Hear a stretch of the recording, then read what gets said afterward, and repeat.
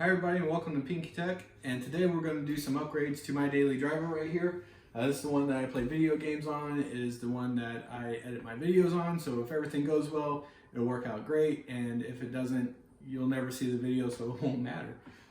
But for the upgrade, we've got this guy right here. This is a EVGA GeForce GTX 1070 that I picked up for steel. If you haven't seen that video and you want to see just how good of a steal it was, click on the little card somewhere floating at the top or somewhere like that. And then after that upgrade, we're going to add some bling. So I was able to pick up this T-Force Delta RGB 16 gig RAM kit. It is 3200 and 16, 18, 18, 38 for the CAS latency in case you're interested. So we're going to put that in, add some bling to the system.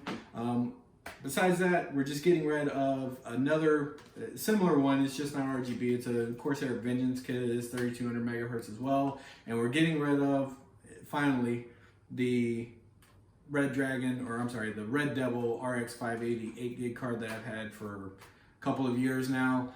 Getting rid of that one, finally found something that actually gives me a decent upgrade, but then also is, more power efficient as well. So we're gonna go ahead and get to that. If you guys wanna see how that's done or how it comes out, stick around.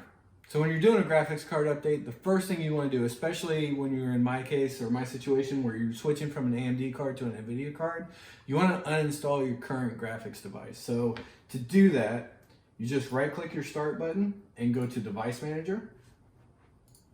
And then inside Device Manager, you expand Display Adapters and you'll find your current graphics card in there. And you just want to uninstall it. So just right click and uninstall device. It says you're about to uninstall this device from your system. Just click uninstall. Your screen's going to flicker a bit, and then Windows is just going to put in the default device for that. So that's all you have to do to prepare to remove your graphics card. There are pieces of software out there that will actually do this for you, and they'll delete all driver packages and all that good stuff. Typically speaking, they're really not needed. So this is usually all I ever do. So we're going to go ahead and shut the computer down at this point. We'll reposition the camera, and then we'll get ready to do the hardware swap. All right, everyone, so we've got the side panel off, and what I'd like to do is start by getting rid of these two connectors. So my particular graphics card has two power connectors for it. Yours may only have one. Yours may have none, depending on how it is. So, but always best to try to get the cables out of the way first. So I'm going to go ahead and pull these off and out of the way. So I only need actually a single 8-pin connector, so we'll push this back through here in just a little bit. But we're just going to remove these two screws from the PCIe slots.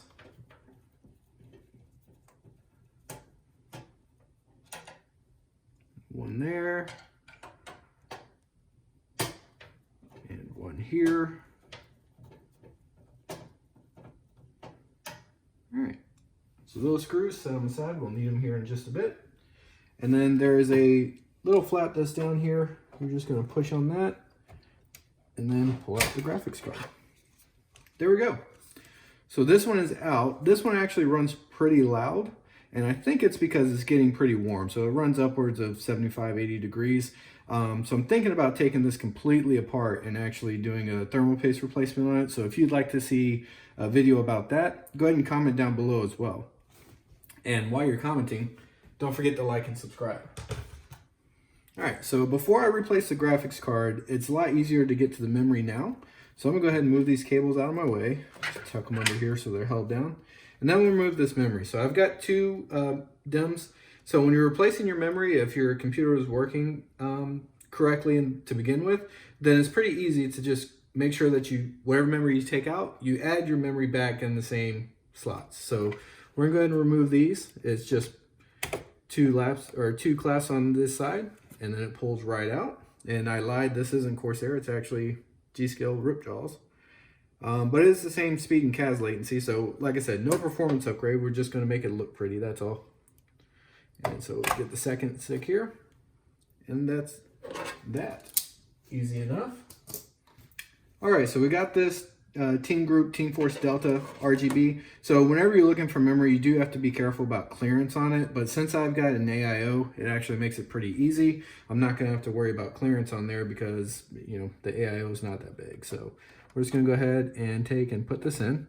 And same thing, line up the slots and then just push down, you'll hear it snap in. And you hear it snap into place. And same thing with this one.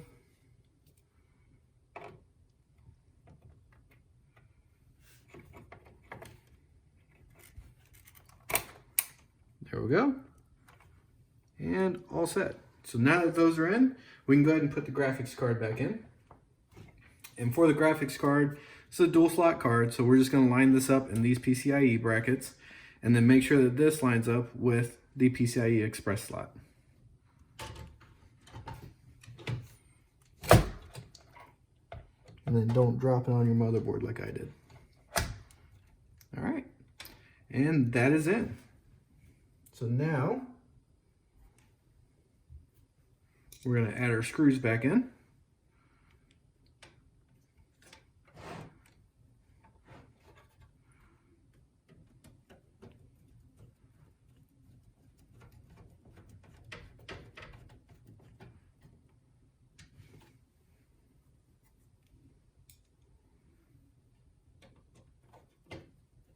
And a long magnetic head screwdriver does help out greatly with that. So, all right.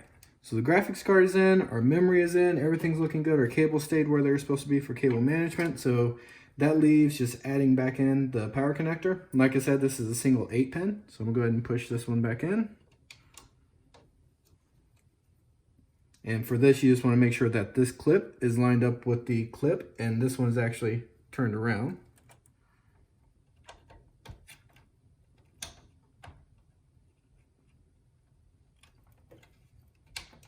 And in she goes. So that is it. We're pretty much done with the hardware piece of this. So I'm going to go ahead and get the glass panel back on. I'm going to go ahead and move this one back and do my cable management on that side. And then I'll show you what we need to do in the BIOS to make sure the RAM's running correctly and all that good stuff.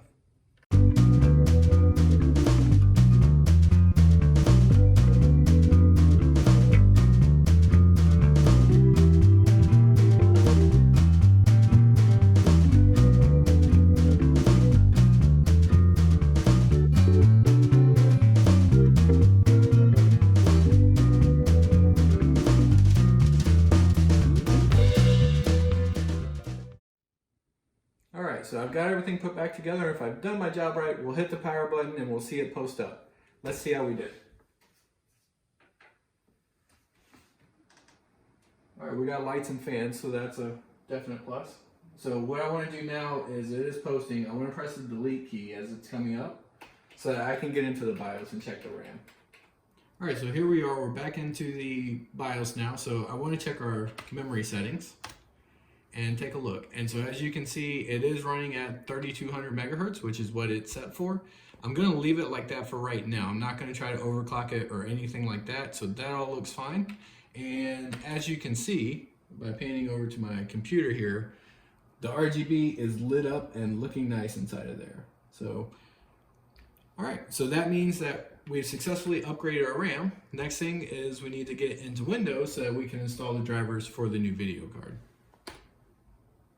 All right, so we're back in Windows, and as you can see, we've already got video output, but you don't want to stop there. So what you want to actually do is check your device manager to make sure Windows installed the correct driver. So, because Windows will just give you a default graphics driver so that you do have video output. However, when you try to game on that, it's not going to be a pleasant experience. So we're just going to right-click our Start button, go back to Device Manager, and we're going to go to Display Adapters and expand that. And as you can see, it is picking up my new GTX 1070.